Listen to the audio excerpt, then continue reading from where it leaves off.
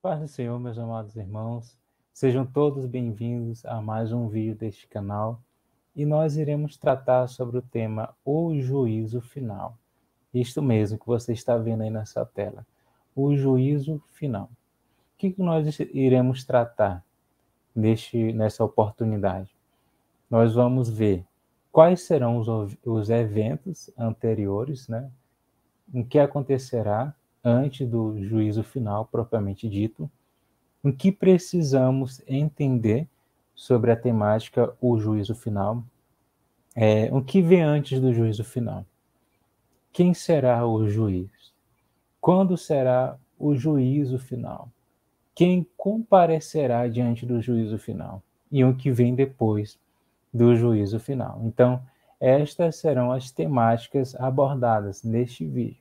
Vamos aprender juntos e vamos entender cada vez mais da palavra do Senhor. Lembre-se, quanto mais nós aprendemos da palavra, mais próximo nós ficamos do seu autor. Vamos começar então. Um versículo bíblico muito conhecido, como você pode observar aí na sua tela. Apocalipse no capítulo 20, no versículo 11. O último livro na nossa cronologia, o livro de Apocalipse, no capítulo 20, versículo 11, como você pode observar, diz: E vi um grande trono branco, e um que estava sentado sobre ele, de cuja presença fugiu a terra e o céu, e não se achou lugar para eles. Aqui, João ele vê um trono branco, um grande trono branco. E ele detalha, né, que no trono branco alguém estava sentado sobre ele. E os moradores da terra fugiam da sua presença, tanto da terra quanto do céu. E não se achou lugar para eles. Este é o versículo que nós iremos tratar inicialmente. E antes do tema juízo final, propriamente dito, é claro que tem outros acontecimentos escatológicos, como o arrebatamento. Primeiro a igreja precisa sair da terra, depois terá o tribunal de Cristo, terá as bodas do Cordeiro, terá a grande tribulação, o milênio, e só então virá o juízo final. Então, esses são os acontecimentos que antecedem ao juízo final. Repetindo: arrebatamento, tribunal de Cristo, bodas do Cordeiro, grande tribulação e milênio. Se você tiver alguma dúvida sobre os temas citados, que são de arrebatamento até milênio, basta você assistir aos vídeos anteriores deste canal. E você pode pausar, você pode anotar as referências bíblicas, e se por acaso tiver algo a acrescentar ou a perguntar, é só interagir conosco através do chat deste canal, que junto nós estaremos aprendendo sobre a palavra de Deus. Vamos continuar com a seguinte pergunta: o que precisamos entender? O que nós precisamos entender sobre o juízo final? Primeiro, Deus não é injusto para deixar impune os que praticam iniquidade. Ou seja, quem pratica o mal, quem pratica o errado, há um juiz que vê todas as coisas. E essas pessoas não ficarão impunes. Isto mesmo, Deus está vendo a todas as coisas. E quando é que elas serão recompensadas pelo mal que fizeram? Quando que terão a parcela, né? Ou quero dizer, quando que elas vão receber o troco? Pronto, achei a palavra correta. Quando que elas vão receber o troco daquilo que elas fizeram? No dia do quê? Do juízo final. Mas por que que Deus ele não faz logo o mal? Aliás, não seria esta a pergunta. Por que que Deus não vai dar logo a sentença para o homem mau, para a mulher má? Por causa da sua longanimidade. Parece ser uma palavra difícil, mas longanimidade se refere à misericórdia de Deus. Ou seja, Deus ele quer que o homem se arrependa. Deus ele quer que o homem reconheça a sua soberania. Isso mesmo que você está observando aí no segundo item dessa pergunta, que precisamos entender sobre o juízo final. O que eu quero dizer com isso tudo? Deus, ele ama a sua criatura, não é à toa que você vai lá observar lá em Gênesis que quando Deus cria o homem, ele vai dizer isto é muito bom. Então Deus ama a sua criatura. E o inferno não foi feito para o homem. O inferno, ele foi feito para Satanás e seus anjos. Porém, o homem, quando desobedece ao Senhor, ele acaba que tendo uma eternidade não tão agradável, porque Deus ele quer que o homem vá para o céu, mas ele não fez robôs. Ele nos criou com livre arbítrio e nós temos a capacidade de pensar e, consequentemente, escolher. Se nós escolhermos o caminho de Cristo, que não é um caminho fácil, mas é o melhor caminho, vamos escolher o quê? Salvação, vida eterna. Porém, se nós não escolhermos o caminho de Cristo, e sim o caminho do pecado, o que diz lá em Hebreus 9:27? Enquanto ao homem está destinado a morrer apenas uma vez, vindo-se depois o juízo. E esse juízo é Mateus 7, 13 e 14, que fala sobre céu, o caminho estreito, e o caminho largo e espaçoso, que diz respeito ao inferno. E Deus ele não quer que o homem vá parar nesse caminho. É por isso que ele, ao ver um homem fazendo escolhas erradas, ele vai dar muitas oportunidades para que este homem venha se arrepender. E por causa disso é que nós não vamos ver Deus dando o salário das coisas ruins, as consequências das coisas ruins. Todo mal, tudo que a gente planta nessa vida tem uma consequência. Coisa boa tem consequências boas. Se nós plantamos coisas ruins, temos consequências ruins. Porém, Deus é um Deus de oportunidade. E é por isso que todos os dias ele espera que nós venhamos a fazer um bom uso do livre-arbítrio, escolhendo o seu caminho. E nós vamos entender nesse último tópico, no terceiro tópico dessa pergunta, que se os homens insistirem em seus maus caminhos, colherão a condenação eterna. Se os homens insistirem em seus maus caminhos, colherão a condenação eterna, que é o que o Senhor não deseja para o homem. Então, Deus ele não é mau. Deus ele não criou o inferno para o homem, mas o homem que nasceu sobre a consequência do pecado é que escolhe caminhos maus. E ele é justo. Se nós escolhermos andar com ele, se nós escolhermos nos arrepender verdadeiramente, ele nos perdoa e nos leva para o céu. Mas, porém, se nós insistirmos nos caminhos errados, infelizmente nós não teremos uma vida pós a morte, uma eternidade feliz e agradável. E é isso que nós temos que ter muito cuidado. Vamos entender um pouco mais. Aqui na sua telinha vai aparecer 2 versículos bíblicos, porque tudo aqui é pautado na palavra, nada aqui é especulação do homem. Então vamos entender. Números capítulo 14, no versículo 18. O Senhor é longânimo e grande em misericórdia. Só para enfatizar aquilo que nós acabamos de dizer. Que perdoa a iniquidade. Deus perdoa.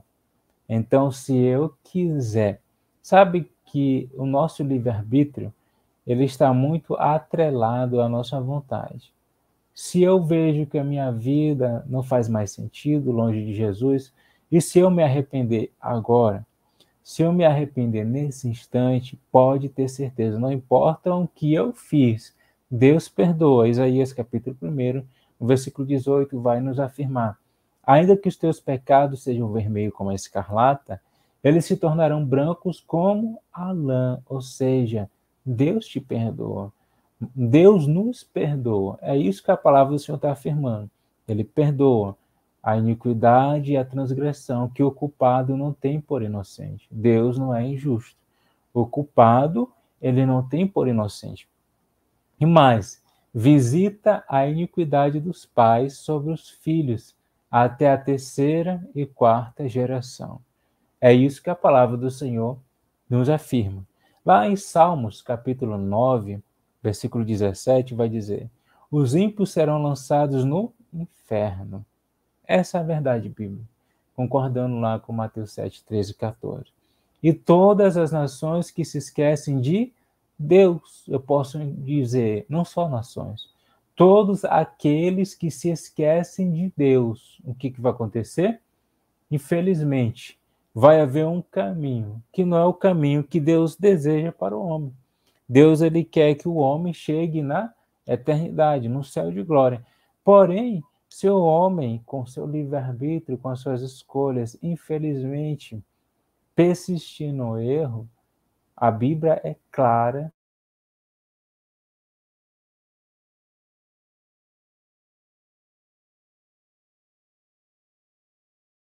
Deus quer para nós. Deus quer que nós venhamos a chegar no céu de glória. O que vem antes do juízo final? Nós vamos observar aqui que antes do juízo final, Satanás é solto. Ele é solto por um pouco de tempo. Por que ele é solto? Ele é solto para enganar as nações, Gog e Magog. Aqui vai afirmar para nós. Gog e Magog representam o ajuntamento de todas as nações do mundo. E Satanás é preso novamente, dessa vez eternamente. Vamos contextualizar, vamos dizer de uma maneira mais simples. Depois do milênio, o milênio nós sabemos, conforme já aprendemos, quem está acompanhando nos vídeos anteriores sabe que durante o milênio, Satanás será preso. Mas aqui ele vai ser solto novamente, no período, antes do juízo final, é importante atentar. Antes do juízo final, Satanás será solto novamente. Repetindo, no milênio ele estava preso. Antes do juízo final, ele será novamente solto, só que por um pouco de tempo. Ele será solto por um pouco de tempo para enganar as nações. Quando diz Gog e Magog, está representando todas as nações do mundo. É como se, através dessas duas palavras, fosse traduzido todas as nações do mundo. Ou seja, Satanás vai ser solto mais uma vez após o final de 1000 anos, por pouco tempo, e mais uma vez vai tentar enganar as nações. E é isso que nós vamos entender. Porém, Deus vai permitir o quê? Que depois desse pouco período que a Bíblia não relata, ele seja preso novamente. E dessa vez, eternamente. Vamos para a Bíblia, para não ficar apenas nas minhas palavras. Lá em Apocalipse 20, versículos 7 a 9. Você pode acompanhar aí na sua telinha. E acabando-se os 1000 anos, mais uma vez confirmando aquilo que a gente diz, depois dos 1000 anos, em outras palavras, depois do milênio, Satanás será solto da sua prisão, porque durante os 1000 anos ele estava preso, e sairá a enganar as nações que estão sobre os 4 cantos da terra.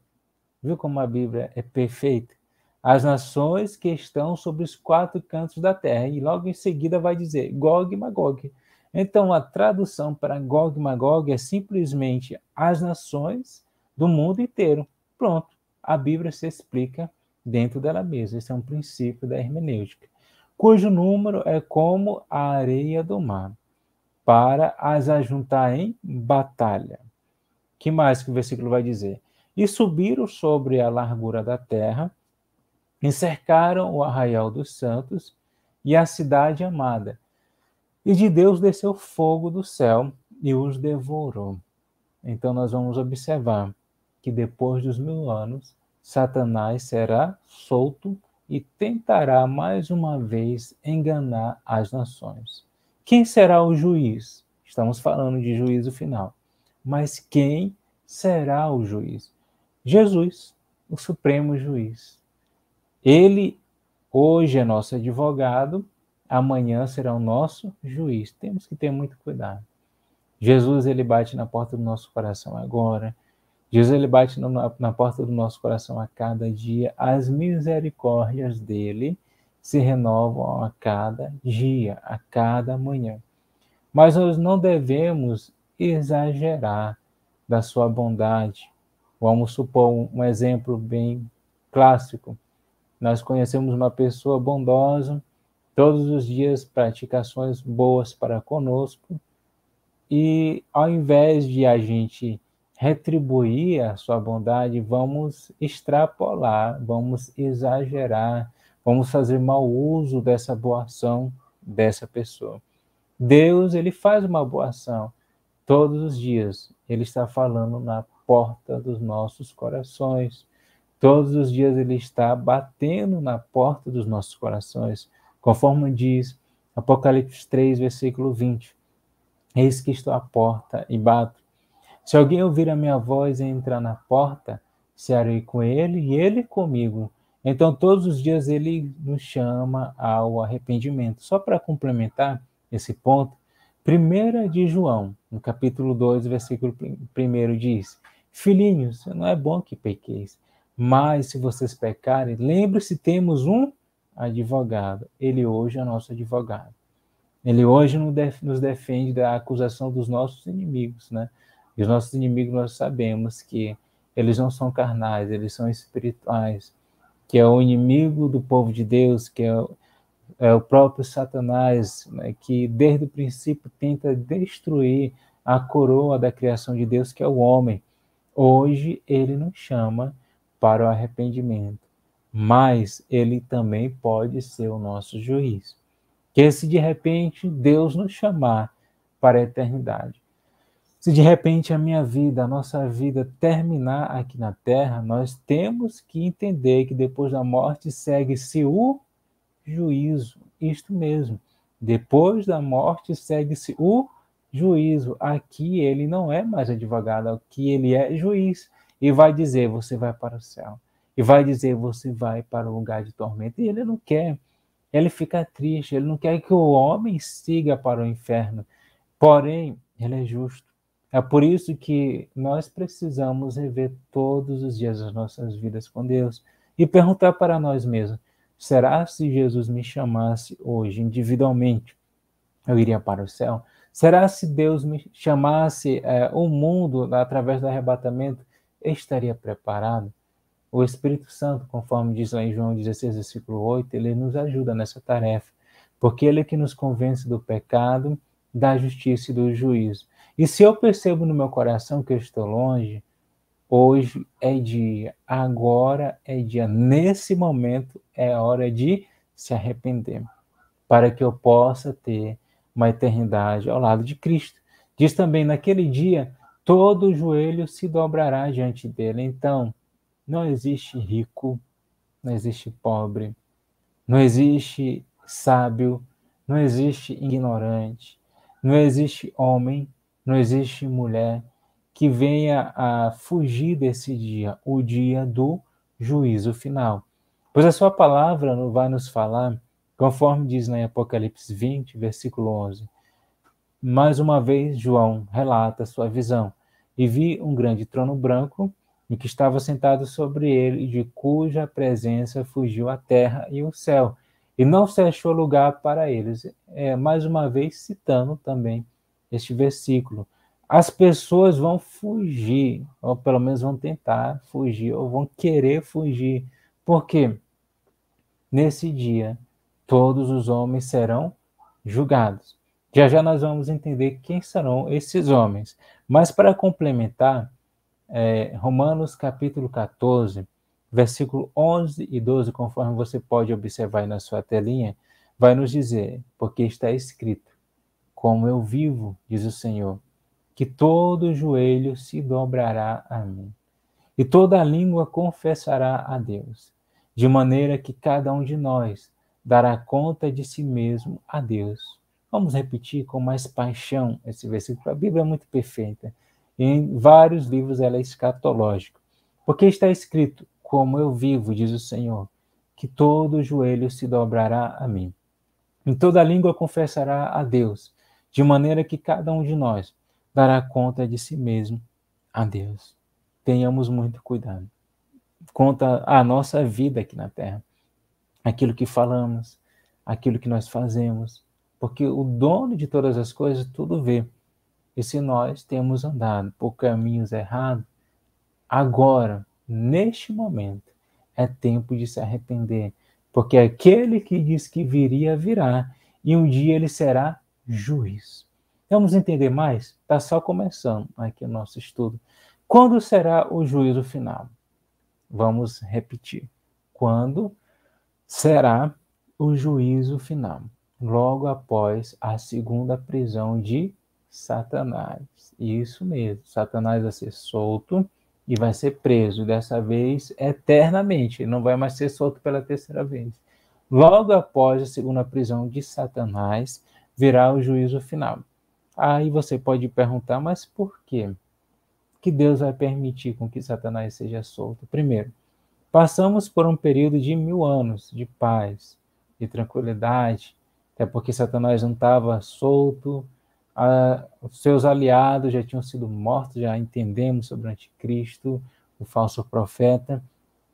E aquelas pessoas que nasceram durante esse período de paz, que não vão passar por provações, será? Claro que não, vão ter que passar pela provação. É por isso que o inimigo, Satanás, né, ele vai ser solto mais uma vez para provar as pessoas, né, que nascerem naquele período de 1000 anos, que não vai ser tão fácil assim, porque é bem simples, nasceu nesse período e de repente não conheceu o pecado, não conheceu a maldade, porque vai ser um período tranquilo, em vários sentidos, espiritual, por exemplo. Então, seria meio que injusto com nós, hoje, nos dias atuais, que temos que enfrentar as ardis, né, ardilosas, não sei, essa seria a palavra, as ardilosas, investidas do inimigo das nossas almas, porque Paulo nos fala que a nossa luta não é contra carne nem sangue, mas sim contra principados e potestades. E nesse dia todos os homens pagarão pelo que fizeram na terra. Então já respondemos a pergunta. Logo após a segunda prisão de Satanás, virá o juízo final. Esse dia será o dia de pagamento. Temos que vigiar a nossa vida. Paulo nos orienta quando fala à igreja de Corinto. Examine, pois, o homem a si mesmo. Então precisamos ver como é que está, fazer uma autorreflexão. Olha, será Espírito Santo me ajude? Pode falar com ele. Me ajude a fazer essa autorreflexão. Eu não sou bom, ninguém é bom, o Senhor é perfeito. Eu preciso me arrepender porque eu não quero participar do juízo final. Eu não quero ser julgado junto com os ímpios, não. Pelo contrário, eu quero estar contigo.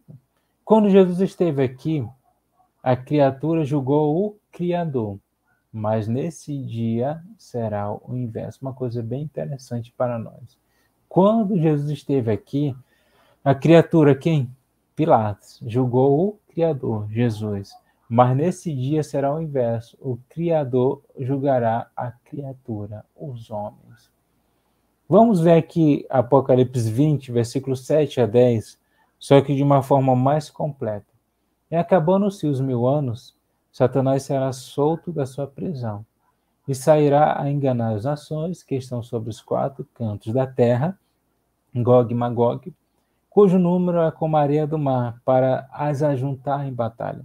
E subiram sobre a largura da terra, e cercaram o arraial dos santos e a cidade amada. E de Deus desceu fogo do céu e os devorou. E o diabo, que os enganava, foi lançado no lago de fogo e enxofre, onde estão a besta e o falso profeta, e de dia e de noite serão atormentados para todo sempre. Ou seja, Satanás, depois de ter sido solto por um curto período de tempo, ou longo, a Bíblia não fala, só diz que vai ser por um período de tempo, ele vai agora ser jogado no lago de fogo, onde já está a besta e o falso profeta. Então nós vamos observar qual será o fim de Satanás. E vamos adiante. Quem comparecerá diante do juízo final? Os que fizeram parte da segunda ressurreição. Quem fará parte da primeira? Os que ouviram soar da trombeta. E nós temos toda a chance de fazer parte dessa primeira. Os ímpios de todos os tempos, incluindo aqueles do período do milênio, esses hão de comparecer no juízo final. Imagina só, uma pessoa que no milênio não se converteu, vai participar, sim, do juízo final. E também os anjos caídos. O que eu quero dizer com isso tudo? Os salvos em Cristo não participarão do juízo final. Só os que forem ímpios, morreram sem Cristo, virão ressurgir no juízo final. Por quê? Porque as pessoas vão saber o porquê de estarem sendo condenados ou condenadas ao que? A tormenta eterna, a condenação eterna. Todo mundo vai saber por quê. É por isso que serão julgados por suas palavras, por suas ações. Mas nós que faremos parte da primeira ressurreição, você que fará parte da primeira ressurreição, não participará do juízo final. Vamos ler aqui na palavra do Senhor. Apocalipse 20, versículo 11 a 15. E vi um grande trono branco, e o que estava sentado sobre ele, de cuja presença fugiu a terra e o céu, e não se achou lugar para eles. E vi os mortos, grandes e pequenos, que estavam diante de Deus, e abriram-se os livros, e abriu-se outro livro, que é o da vida. E os mortos foram julgados pelas coisas que estavam escritas nos livros, segundo as suas obras. E deu mal aos mortos que nele havia, e a morte e o inferno deram os mortos que neles havia, e foram julgados cada um segundo as suas obras, e a morte e o inferno foram lançados no lago de fogo. Esta é a segunda morte. E aquele que não foi achado escrito no livro da vida foi lançado no lago de fogo. Serão julgados, será aberto o livro da vida. É claro que já estão condenados, quem participar do juízo só saberão por que serão condenados, porque vão para a condenação eterna. E o livro da vida vai ser aberto só para confirmar: vocês não se arrependeram, não tiveram seu nome escrito no livro da vida, logo serão lançados no lago de fogo. E o que vem depois? Se você quiser saber o que vem depois do juízo final, é só conferir o próximo vídeo. Mas fazendo uma síntese daquilo que foi falado, nós não temos por que participar do juízo final. Nós não temos por que participar da segunda ressurreição, sim da primeira. Basta com que nós venhamos, mais uma vez, nós repetimos esse versículo, examinar a nós mesmos, como está a nossa vida com Deus. Basta que com que nós venhamos a ter cuidado que estamos fazendo, sempre pedir ao Espírito Santo: Senhor, me ajude, fazer a oração de Davi, vê se há em mim algum caminho mau e guia-me pelo caminho eterno. Eu preciso de Ti. Nós precisamos dele. Então, meus amados, fique com essa palavra e que o nosso Deus continue nos abençoando, hoje e sempre.